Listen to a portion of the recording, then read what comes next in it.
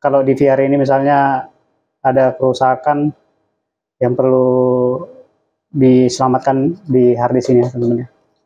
Jadi kalau misalnya di VR ini mesinnya rusak karena datanya di sini sebenarnya tidak masalah teman-teman ya. Kita bisa juga ganti di VR dengan yang baru dan bisa kita putar juga isi dalam. Halo teman-teman, bagaimana kabarnya? Pasti baik ya teman-teman. Di depan saya ini ada di VR ya teman-teman ya. Ini di VR mereknya Hikvision, kita lihat ya teman-teman ya. Tipenya DS7216 HQ-H1K2. Jadi di sini bisa kita lihat ya teman-teman ya. K2 ini pertanda dia harddisknya bisa dipasang dua ya teman-teman ya. K2 ya. Kalau support hanya satu harddisk biasanya dibuat sini K1 ya teman-teman ya.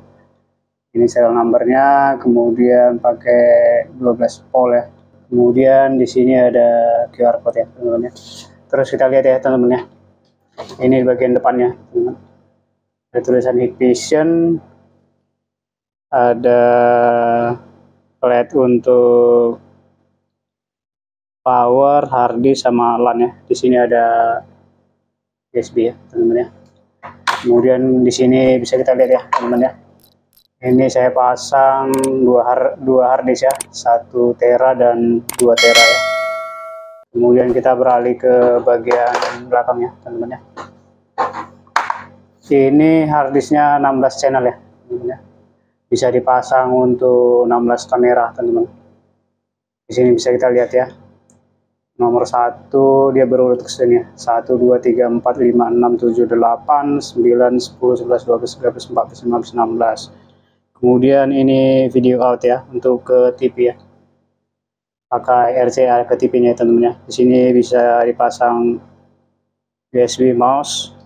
Kemudian untuk outnya juga selain RCA bisa dipasang HDMI atau VGA teman-teman ya. Kemudian di sini in-nya untuk audio teman-teman. Ini audio, ini out audio. Ini dipasang LAN ya teman-teman ya. Itu kabel jaringan RJ45 ya. Kemudian ini sumber arusnya, kemudian ini tombol power ya teman-teman. Ini bisa kita lihat ya teman-teman. Penampakannya seperti ini. Di sini ada kipas. Jadi di VR ini adalah singkatan dari digital video recorder ya. Jadi nanti rekaman yang diambil dari kamera direkam di VR ini ya teman-teman ya. Kemudian disimpan di harddisk ini teman-teman. Jadi nanti durasinya atau lama penyimpanan tergantung sama tipe dan besar resolusi dari kamera yang pasangnya teman-teman ya. Semakin besar resolusinya maka dia akan semakin banyak memakan kapasitas harddisk ya teman-teman ya. Filenya akan semakin besar. Yang perlu nanti kalau di VR ini misalnya ada kerusakan yang perlu diselamatkan di harddisk ini ya teman-teman ya. Jadi kalau misalnya di VR ini mesinnya rusak karena datanya di sini sebenarnya tidak masalah teman-teman ya. Kita bisa juga ganti di VR dengan yang baru dan bisa kita putar juga isi dalam video ini ya. Jadi kalau kameranya rusak ya tidak apa-apa teman-teman ya, karena penyimpanannya ada di sini ya, di harddisk ini ya.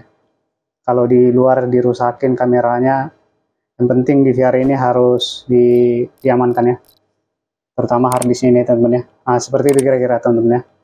Jadi ini tergantung banyaknya kamera yang dipasang, kemudian resolusi dari kamera apakah berapa megapiksel seperti itu teman-teman. Kemudian nanti disimpan di harddisk ini teman-teman ya.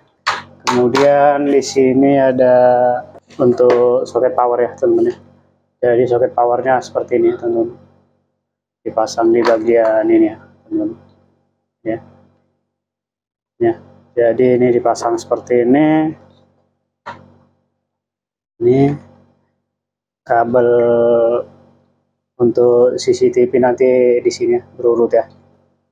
Teman-teman bisa pergunakan untuk 16 kamera atau bisa juga untuk beberapa kamera aja ya teman-teman ya. Seperti itu kira-kira ya teman-teman ya. Kemudian di sini coba kita pasang aja ya teman-teman ya. Saya pakai monitor aja teman-teman ya, pakai VGA ya, pakai monitor komputer, kayak pasang mesinnya teman-teman.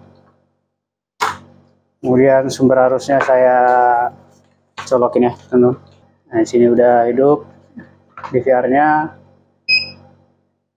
berbunyi ya teman-teman ya. Kemudian kita arahkan ke monitor teman-teman ya.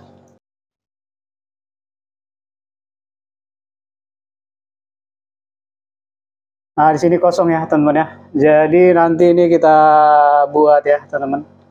Kita tes pasang kamera ya. Kemudian nanti kita lihat menunya ya teman-teman. Kemudian ini saya coba pasang mouse ya teman-teman. Saya coba pasang mouse, exit. Kita klik kanan, menu, masukkan pola ya. Ini udah saya buat ya sebelumnya teman-teman. Nah, sini kita lihat ya di bagian configure ya teman-teman ya. Di sini kita lihat untuk output video standar PAL, Englishnya Indonesia. Nanti di sini kita bisa setting untuk ini ya teman-teman ya, dikoneksikan untuk supaya bisa diakses melalui handphone dari jarak jauh ya teman-teman ya. Di sini nanti kita settingnya smartphone akses ya, seperti itu kira-kira ya teman-teman ya. Kemudian langsung kita peragakan aja ya teman-teman untuk memasang kamera ya. Nah, mungkin teman-teman baru belajar bisa nanti ditonton videonya ya.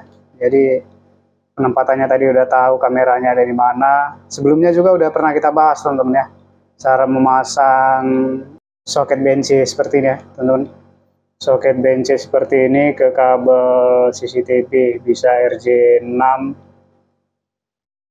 atau kabel coaxial coil ya teman-teman ya. Teman-teman boleh cari ya di video sebelumnya ya. Oke ya teman-teman ya. Mungkin cukup sampai di sini aja. Nanti kita buat video cara masang kamera CCTV ya teman-teman ya, sampai bisa display di monitornya. Oke ya teman-teman. Mungkin sampai sini aja. Terima kasih yang sudah menonton. Salam sehat ya teman-teman.